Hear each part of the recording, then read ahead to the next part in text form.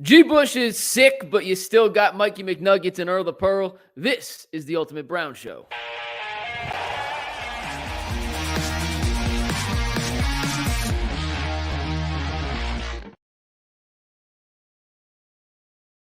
And Earl, no G. Bush, but the show must go on, especially on the beginning of the unofficial free agency period for the NFL. The Cleveland Browns have not made a move yet, which I know surprises me in one extent, doesn't surprise me in another, but we are now, 5 hours into the start of the technically legal tampering period. We've seen a bunch of guys get big money, but we'll start with the Cleveland Browns. Earl, surprised or not surprised? We have yet to see a move from Andrew Berry and company to this point. I'd say not surprised. I think this is how Andrew Berry goes about handling his business. He kind of sits back for the first part of day one, let other players dictate what the market is going to be, and then he'll pick his spots wisely on where to allocate those funds at in free agency. So to me, this is Andrew Berry moving in his typical fashion. Yeah, it's in a way, it's surprising that they haven't done anything with Taki in my mind. You know, they had the ability to negotiate a contract with him prior to today. And then I would have assumed that would have happened. But in terms of spending with the actual free agents, Andrew Berry showed last year, he kind of wants to wait, let the market set itself, then go get the guys at the best value. I don't think, and Earl, correct me if I'm wrong, that he's particularly overpaid for any free agent since he's been the general manager of the Cleveland Browns. Not saying he doesn't pay. He pays guys what they're worth. But we haven't seen any ridiculous overpays. And a guy like Christian Wilkins, for example, who would have been a perfect fit alongside Myles Garrett, but he got $85 million guaranteed, $110 million from the Raiders. Like, yeah, I don't think Andrew Berry was the one to go out there and set the market in that regard on a deal like that. So I'm not surprised that they've been quiet. That seems pretty status quo for how Andrew Berry approaches free agency. Yeah, absolutely. Because when you look at this, when you look at the Cleveland Browns roster, right, we don't have many gaping holes, and we're not a team that's in my opinion looking to swing for the fences for just one guy that's going to change the overall look at a franchise. We've been there and we've done that, and so it's really about just making sure you add the right pieces, not necessarily the biggest name player. And I like how Andrew Berry is taking this approach to free agency, right? You're just looking at it, you're seeing who's going off the board, you're seeing, what the numbers look like, and then you're seeing what's still available, which, by the way, there's still a lot of talented players available. And you'll be able to make your move then, and, be able to strike when the iron is hot and get a good deal that's, player-friendly and team-friendly all at the same time. Earl, I know you tweeted this out a second ago, so let's run through it. Yeah, let's do it. What do you think? And obviously, hypothetical, we don't know, but what do you think the next move, which will be the first move, will be for the Cleveland Browns in this free agency period? Let's take out re-signings out of the picture. Guys who were not on the Browns in 2023. Who was on your list of guys you're interested in, and who do you think will be the first guy they sign? All right, so if y'all are on my Twitter, man, if you follow me on Twitter, my Twitter handle is right there. You can go check it out. But I said players I wouldn't mind the Browns having on their radar right now. Aaron Jones, running back, 29 years old. Daniel Hunter, the defensive end from Minnesota, he's 29 years old. Justin Jones, a guy we have not talked about much, defensive tackle from the Chicago Bears. I think he's a sleeper. 28 years old. You got DJ Reader, 30. Chase Young is a wild card. Another guy like Jerry Jeudy didn't really live up to that first round potential. A change of scenery might do him some justice, even though one could argue, he got a change of scenery and he still didn't really produce in San Francisco. And then I got linebacker Devin White coming out of Tampa Bay, 26 years old. So I got some dudes on that list that I would love the Browns to go after. If you ask me who would I think would be first, when you look at the edge rushers that's already off the board, I got to go Daniel Hunter, because you still need to secure that spot opposite of Myles Garrett. I think Daniel Hunter is a little bit better than Zadarius Smith. I would trust going that route more than I would Zadarius Smith, especially with the players off the board. But, I like a few of the guys on my list a lot. But by the time we ended this broadcast and the Browns signed Daniel Hunter or Devin White, I think the fans would be cool with either one of those moves. Yeah, if they could somehow get Danielle Hunter, it'd be an absolute home run. I'm curious, based off Like we saw Bryce Huff get 3 for 51, 17 mil a year. He's an unproven guy, but a little older than Hunter. Yeah. Does that mean Hunter's going to get 20 million? We saw Jonathan Greenard sign with the Vikings to replace Danielle Hunter, and he got 4 for 72. So that's about 16, 17 million. So I don't know what Danielle. I was pronouncing it. Yeah, Danielle. Danielle. So I'm big on that. So. Yeah, so I don't know what Danielle is going to cost on the open market. I think it'll probably be a little too expensive for Andrew Berry's taste, but obviously he'd be a perfect complement to Myles Garrett. The one guy at the edge, Earl, you didn't mention, who I talked about on the live stream I did last Monday, and I've kind of mentioned him behind the scenes, a guy named Josh Uche from New England. Now, he had 11 and a half sacks 2 seasons ago. He's a Michigan guy, so if you want to hate on Michigan guys, or I know you're Ohio State through and through. Yeah, I don't care about that. Some people may have an issue. The dude can play when he's healthy. Now, injuries have been the biggest bugaboo about him during his career in the NFL, but through 4 seasons, from an analytical standpoint, you know how Andrew Berry loves the pressure rates, QB hits, how do you impact the game without necessarily recording a stat? Well, Josh Uche has graded out phenomenally in that side of things. It's just, can he stay healthy? But on a 1-year deal, a 1-year prove-it deal, Earl, I know you said you want a more proven commodity and a little more stability opposite of Myles Garrett, which is why Jonathan Greenard, Danielle Hunter kind of fits what you were looking for. I kind of like Uche in this sense from what Andrew Berry kind of uses to evaluate the players he wants to add to this roster. Still young, 26 years old, definitely talented, was a second-round pick 4 years ago by the Patriots, has the production in the past, 11 and a half sacks in 2022, and you add him alongside a defensive line with Myles Garrett, Dalvin Tomlinson, whoever they get at defensive tackle. I like the potential of a Josh Uche move, and I think you could get him like 1 year, $8-9 million. Like, I don't think it's a crazy deal. No, I don't think that's crazy at all. And you know, it's funny because if you was to sign a guy like Uche, I think he fits kind of like the move that was made with Jerry Jeudy, right? You're getting commodities, guys that got a lot of potential, a lot of upside, but has not quite lived up to it. But I guess to counter your argument, if you're gonna sign him, you might as well sign Chase Young. Well, I was gonna ask. That's the guy you had mentioned a while ago. Yeah, like because at this Chase Young thing. No, I mean at this point, you know, with the tier 1 guys off the board that we really wanted, and we're talking about guys that's tier 2, these you know commodities again. That word again with you know a lot of potential, a lot of upside, but has yet to prove it. If I had to go between one of those 2 dudes, give me Chase Young. I mean, Chase Young was the 2nd overall pick of the NFL draft just 4 or 5 years ago. This dude has a lot of potential. A lot of people feel like he's lazy. A lot of people feel like, you know, he take plays off, that this dude never really will live up to the draft status and the potential that comes with him being Chase Young from Ohio State. Who knows, right? I think that same could be said about Jerry Jeudy. The same could be said about Elijah Moore a year ago. The point I'm making is if this is the route that we're going to go, and I had to pick between one of those 2 dudes, give me Chase Young. I mean, his upside is incredible. 2nd overall pick. You know, his production at Ohio State was incredible. I do have concerns about his play in and play out effort. You know, that's part of the reason Washington was willing to give up on him. Part of the reason I don't think San Francisco was jumping at the bit to re-sign him. But if there's any coach, in my opinion, that can get effort out of somebody, it's Jim Schwartz. So maybe that's the anecdote to Chase Young's lack of, and it's not every play. It's just there are certain plays where you can see he's kind of lollygagging a little bit. So I'm not against it. I think Jim Schwartz is the kind of guy that can bring the most out of him. And if you bring him in on a 1-year deal, Earl, and he plays well, you got the inside track to sign him again. Why wouldn't he want to play alongside Myles Garrett? I think it's the same thing. One-on-one opportunities. It would be the same thing that we're talking about, that we talked about today on the show with Jerry Jeudy, a dude that would come into a new situation with a defensive coordinator that demands his respect with a unit and a culture in a locker room that I think, you know, can help him.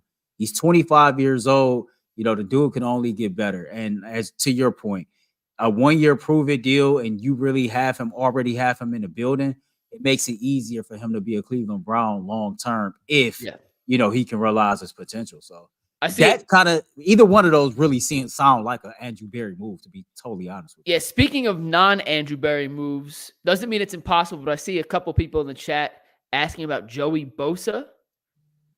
Now, he's not a free agent yet. There's a chance that Los Angeles cuts him to save some cap space. Him and Khalil Mack, potentially Earl, could be free agents here in the next few days, depending on what Jim Harbaugh and that Los Angeles front office wants to do.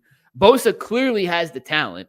My man cleaning house over there, ain't he? When he plays well, or when he plays well. He's often injured, and I'm not sure exactly what his contract is off the top of my head. I can look that up when you answer this question, but I feel like knowing Andrew Berry's tendencies,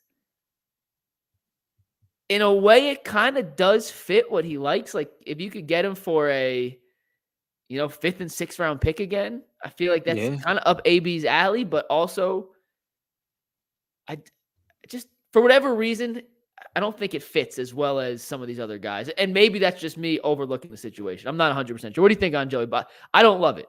I'd be fine with it. He's obviously a really good player. I don't love it. But what do you think, Earl? I'll look up his money right now, his contract. Yeah, look up his money, man. It's been a minute. I'm thinking to myself, when the last time Joey Bosa, played a sustainable amount of games in a season? It's been a while since we've seen Joey Bosa be that dominant force.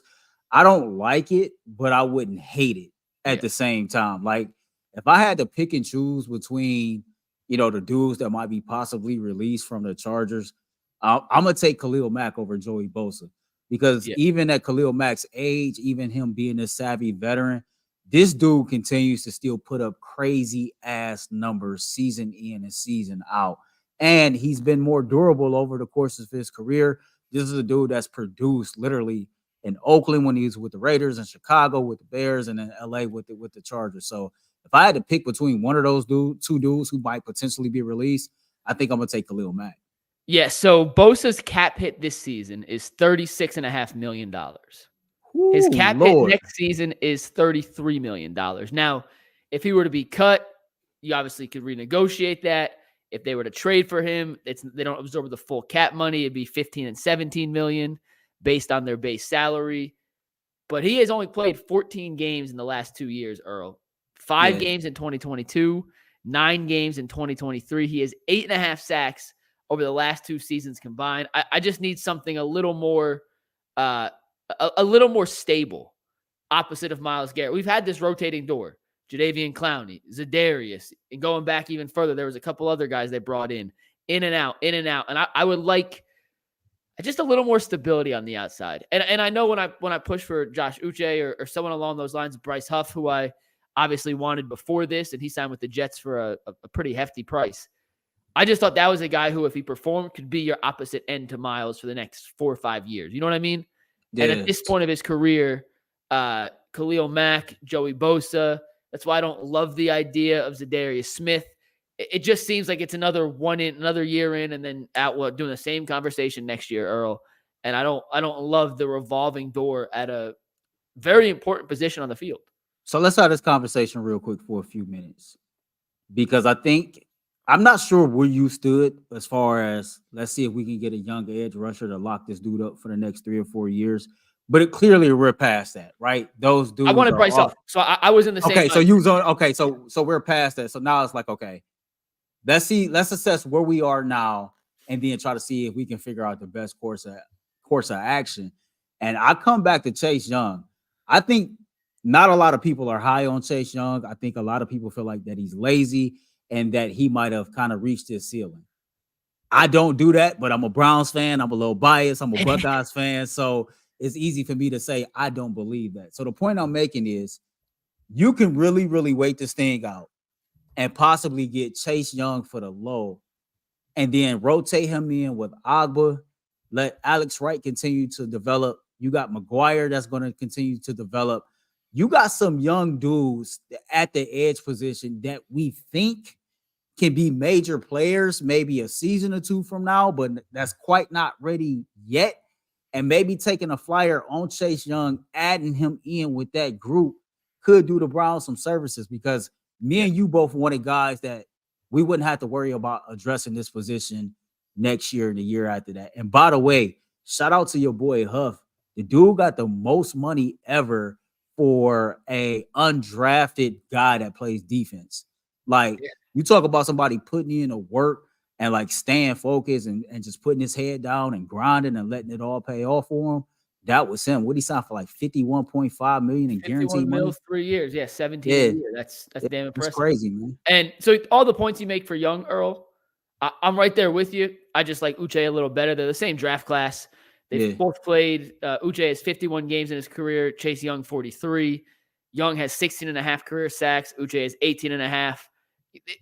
We're arguing the same player, high upside, 1-year deal, make him prove it, and we'll see what happens. Justin Jones, the guy you just mentioned, Earl, has signed with the Arizona Cardinals. He is off the board, no longer a target for the Browns. Before we take a break, Eric Armstead, we talked about him on the show for a little bit. Obviously, Wilkins was DT tackle number 1, target number 1.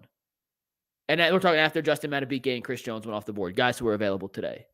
You still have DJ Reader on the board, and Eric Armstead now is a surprise free agent not many people thought would hit the open market. If it's up to those two, let's take money out of it just for the sake of this discussion. Is Armstead a home run signing over what Reader would have been, or do you want kind of the veteran presence run stuffer in Reader that Armstead is not bad at, but he's more of a pass rusher from the interior? Yeah, I'm going to be honest. I done watch DJ Reader way more than I done watch Armstead play, and not just when Cincinnati is playing the Browns. This is a team that's in our division, so we quite naturally we pay closer attention to those teams. Listen, for the last 3 seasons, this dude is playing like primetime football, meaning DJ Reader. Like he was hurt last year. He is coming off a torn quad. Yeah, but even before he got hurt, he was still doing his thing. My whole point is, like, you can argue when healthy over the last 3 seasons, he's probably been a top 10 defensive tackle, probably closer to that top 5. And I'll take Reader over Armstead any day of the week. Not only that, and I know this probably ain't got nothing to do with nothing, but, you know, San Francisco is a talented team. They got a lot of talented dudes. But when they played every single team from the AFC North, they got pushed around. And for me, that's a red flag. But I'm saying that, and I'm saying I won't Chase Young. So I could be talking out both sides of my mouth. No, that's fair. Totally they're very different defensive tackles. Reader's more of a run stuffer, a traditional 320-pound guy in the middle who can also get to the quarterback. Let's not be mistaken. DJ Reader can get pressure on the quarterback, but he's more of a traditional run-stuffing defensive tackle as opposed to Armstead, who started his career as a defensive end, is a little more of a pass rush threat. And to answer your question, Will Williams, Reader is 30 years old. 30 years old. I think Armstead's 30 years old too, so they're the same age. Armstead has played 9 seasons. I'm assuming Reader's played 8 or 9 too, so neither of them are young up-and-comers into their prime. They're both probably on the back end heading into the later years of their career. Based on a pure stylistic approach here, Earl, I think I'd prefer Armstead just because you could pair him with Tomlinson, a legit run stuffer in Tomlinson, more of an upfield pass rush threat in Armstead.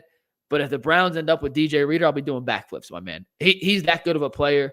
Coming off a torn quad, I know it's tough for guys of his size to recover, but from all reports, he's making tremendous progress. Is expected to be ready by the start of training camp for whatever team he signs on with. And if the Browns end up coming away from free agency with their big splash move being DJ Reader, that defensive line, which was already damn good in 2023, will be a whole lot even better in 2024. He's that good of a player. You know who we should ask? We got 425 people watching us live. Shout out to y'all. Y'all in the chat. Drop a 1 if you want DJ Reader. Drop a 2 if you want Armstead.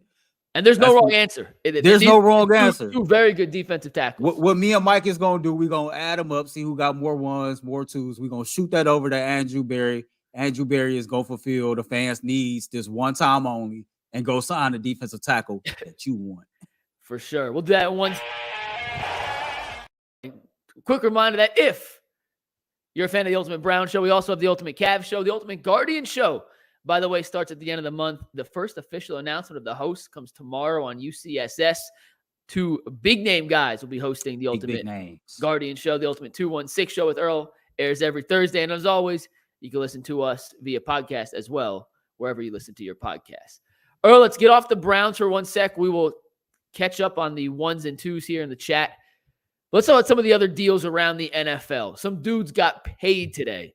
We're going to play a little game of, are they worth the money? Let's start with Christian Wilkins. $85 million guaranteed, $110 total from the Las Vegas Raiders. Is Christian Wilkins worth that type of money? So can we call this something different? Because I hate to be all philosophical, but you worth whatever somebody's willing to pay. Fair. So you want to call it good deal, bad deal? Good deal, bad deal. Right, good deal, That's a good deal. That's a good deal. I mean, you've seen Chris Jones get paid at the interior tackle position. We just seen a guy from Baltimore get paid at the interior tackle position. Both of those dudes got paid before him. So quite naturally, he was going to reset the market simply because he got his contract within a week's time of the other two dudes. So I think that's a good deal. I think he's a very, very good football player.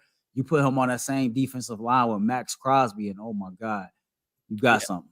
So yeah, Christian Wilkins is a really good football player. Like a really good football player. And he played in Miami where the offense got all the recognition, all the love, all the hype. The media was all about Mike McDaniel, Tua, Tyreek. But for the last 3-4 years, Christian Wilkins has been a stalwart, and he's one of the best pass rushing defensive tackles in the entire NFL. You match him up with Max Crosby, and we were having, all these aspirations and dreams, Earl, of imagine Myles Garrett with an interior pass rusher like Christian Wilkins. Well, Max Crosby ain't Myles Garrett, but he also ain't that far off. Like Max Crosby is a damn good all-pro level defensive end in his own right. And I see real quick, I see Monty said Wilkins is nice, but he ain't Donald. Then he said, bruh, he got paid more than Donald. Stop it. Listen, I think so. Like Monty, this is how this go, right? Like Aaron Donald wasn't up for a new contract. And, each year the salary cap number rises in the NFL, and the funds available for teams to play around with is more. And each year, man, somebody else resets the market. That's each position. Every year. It's all about being the right player at the right time when the market resets, right? So you're going to always see dudes who is going to get paid more money than people that might be better than them simply because they was a free agent just at the right time. So I would never buy. I think a lot of fans pay too much money pay too much attention to, this dude got this amount of money. Well, he became a free agent 2 or 3 years after Aaron Donald. So the market is different. And go back to the NBA. Like, do you remember the year where the salary cap jumped in the NBA and Timofey Mozgov and Luol Deng were getting $80 million because they were able to give players that much money, and that led to look at it right now. Jaylen Brown is the highest paid player in the NBA.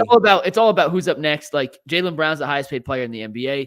The defensive tackles that are free agents next year will get paid. It's gonna be higher paid. Justin Madubuike and Christian Wilkins. So I understand looking at it from a numbers perspective and being like, Kirk Cousins is getting paid the exact same amount of money in 2024 as theoretically Deshaun Watson's getting paid. They both have a $45 million average. Watson's 46, but same stuff. You know what I'm saying? Yeah. The guys who come up next, whoever's up on that next deal next year, I don't know what the quarterbacks are going to get even more and even more. And Mahomes will be the highest paid quarterback for 6 months. And then someone else is going to get paid more. So I don't think you could look at it in the same sense of it's more than Aaron Donald, because if they were both on the open market, Aaron Donald would still get more. It's just when they come up. All right, next one. Kirk Cousins, speaking of him, Atlanta Falcons, 4 years, $180 million. Good deal or bad deal for Atlanta? I think it's a good deal. So I was actually in a Twitter space. Shout out to my homegirl, Ebony, who was hosting that space. They're in Atlanta. And I was just chiming in to see what, other teams was arguing about. We are not the only people who be arguing amongst each other when a player. Sports fans, whether you're in Cleveland, Atlanta, New York, Florida. I guess the backlash from what I understand from Falcons fans is he's coming off an injury. He pretty much got $100 million in guaranteed money, and they're not sure what they're getting. But all things considered, if Kirk Cousins is healthy, you got to understand the way the quarterback position is played, how it's protected. Most of these dudes is playing up at 37, 38, 39 years old. I think that you can get 2 solid ass years out of Kirk Cousins and possibly develop Desmond Ridder or get you another quarterback to come behind him. But for a team that got a lot of talent on both sides of the ball, and it seems like there was a quarterback away from being able to win right now, I think it's a damn good move for Atlanta. I don't love it. And my thing is, Kirk Cousins is good. I think he's a top 12 quarterback in football. Like, he certainly is a good quarterback when healthy. I don't know if you could win a Super Bowl with Kirk Cousins. I've seen him crumble under the pressure of the playoffs too many times. Primetime Kirk is real. against the Giants in the playoffs last season. He was not good. Their defense was the reason they lost, but he was by no means part of the reason why they were still in the game. It's a lot of money for a guy at a position where I think you need to be really good at, that I think it makes you good, not great, but you're paying him great money. So I think it's a necessary move for Atlanta. They've been through quarterback hell, new head coach, their owner's getting old. So I get why they made the move, but I think it's a little bit of I'd say more bad deal than good deal, just based off the money. Well, you know, he's been stamped already, right? Yeah, he's got paid. I don't know if you've seen the tweet. No, he's been stamped by Atlanta. Forget the pay. Quavo out here calling him Kirk Frost already. So you got Quavo out here saying he's finna ice his neck up. Hey, I love that. So how about Saquon Barkley, by the way? Almost $37 million in change to the Philadelphia Eagles. He's one of at least 4, and maybe I'm missing another running backs who have got paid today in a way I don't think we've seen running backs get paid in the open market lately. Or what'd you think of the deal with the Eagles to sign Saquon Barkley, 3 years, $37 million in change? Man, so I think it's a good deal, but I think Saquon would have been better off going somewhere else. I think that, I mean, Philly is nice, but man, Houston, I thought he should have signed with Houston. I know it came down to Houston, Philadelphia, and Chicago for him, but I felt like just Houston can do more as far as flexibility with adding to their roster. Most of their talent is playing on a rookie contract, right? And so you go there and you sign with Houston, I just think you're in a better situation to have more immediate success than you are in Philly. And I know that sounds crazy because Philly was just in a Super Bowl 2 seasons ago. But, I mean, you look at the Texans roster, damn near everybody that's somebody is literally on a rookie contract. Yeah. You go there, and now this is a team that got you at running back that can still just add on and add on and add on. But, I mean, he did what he had to do for himself. So Saquon's a hell of a player. I just have a hard time paying that much money for a running back in free agency. So I think it's a good deal because he's worth the money. I just don't know if I was Philadelphia, if that's how I want to allocate resources, because I think you could find other running backs who are not as good as Saquon, give you a certain level of the same production for a much cheaper value. So with Philly, they're in a chance to compete for a Super Bowl if they can fix their defense. I think Jalen Hurts had a down year, but I still think he's a really good quarterback. Their offensive line, despite losing Jason Kelce, should be good. If Saquon can stay healthy, he's another weapon. Earl, you talk about weapons. They now have A.J. Brown, Devonta Smith, Dallas Goedert, and Saquon Barkley. That's about as good of a 4 core. I'm worried about their secondary. Their defense has a lot of questions. I'm just saying, like they're older. They some secondary is weak. Like they got some things that they need to do to retool. And Philly is a damn good team. And I'm not saying that he chose a bad team, but I think the Texans, like, I have a tendency to always play the long game, right? Sometimes I get it. More immediate, probably Philadelphia. But if you ask me who will be a better team 2 or 3 seasons from now, I think it's the Houston Texans. And I think just more long-term, that could have been a better landing spot for him. But the one thing I did notice real quick, we talked about all these running backs, being signed in free agency. It told me 2 things: that there's a revitalized market for the running back position, and that most of these GMs are looking at the draft class, the running backs, and they think it's weak. Bingo. I'm glad you said that. Speaking of draft stuff, Earl will be back on Thursday with the Ultimate 216 show. G. Bush back Friday, hopefully from his, I don't want to say injured throat, but he literally called us and said my throat's bleeding. So I guess I'm going to call it an injured throat. Hopefully by Wednesday. I know it sounds weird, but that's literally that was the injury diagnosis I was given. So G should be back hopefully Wednesday on UCSS, Friday for this Ultimate Cav show. As always, an Ultimate Guardian show launches this month. One host is someone who's currently in the UCSS family. The other host is not. Bringing in someone new for this show. We'll tell you about it tomorrow on the Ultimate Cleveland Sports Show. Earl, a different running back got paid, Josh Jacobs. And the reason I want to ask about Jacobs, we got 4 minutes before we wrap. Jacobs going to Green Bay means Aaron Jones is a free agent. Yep. Come on. I'm very much on board. I think we talked about Zach Moss. We talked about all the other running backs. Aaron Jones, in my opinion, would be a very, very, very good compliment to Nick Chubb because A, he's a good pass catcher. B, veteran back, don't have to worry about it. On a 1-year deal with some incentive base, I think you can get him relatively cheap. And I think of all the guys left, he's now my favorite of the free agent running backs to pair alongside Nick Chubb. And shout out to Bull for, I think, being the first one I saw put out there. Not a necessarily original thought, Bull. We all were thinking the same thing. But credit where credit's due. He put pen to paper, and I think Aaron Jones would be a great fit in Cleveland. I thought he got that from Cleve, TA. I'm messing with you. Yeah, you know what? Well, yeah, you definitely got that from Cleve. I'm messing with you, boy. No, listen, man, listen. I'm trying to be a professional, not a fan right now, man. But Aaron Jones, come on home, bro. Listen, this is how I see it. You got a running back that can catch the ball out the backfield, a dude that can run in between the tackles, has enough speed to get outside the tackles, knows how to read what the defenses is doing, and is damn good in pass blocking blitz pickups, right? Not only that, we don't know what the beginning stages of Nick Chubb returning will look like. There's reports out there that he won't be ready comes the first game of the season in September. And there's just so many unknown variables because, yeah, he did have 2 surgeries. The injury looked gruesome. I'm confident that he'll fully recover in rehab.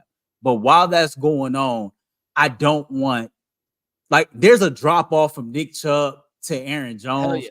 Yes. But the drop-off from Nick Chubb to Aaron Jones and the drop-off from Aaron Jones and the rest of these dudes that's left is mass.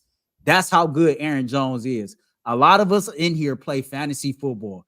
This dude has a tendency to score anywhere from 2 to 4 touchdowns a game. We've seen it.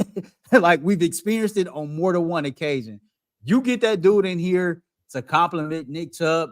Not only do you have a guy that can step in and be a starter while he rehabs, but you got somebody that's a perfect complement, perfect third down back that can, mesh well and blend well with Chubb does best. So and listen, I saw Nick Morgan just said likely 10-12 million for Jones. I think half that at most.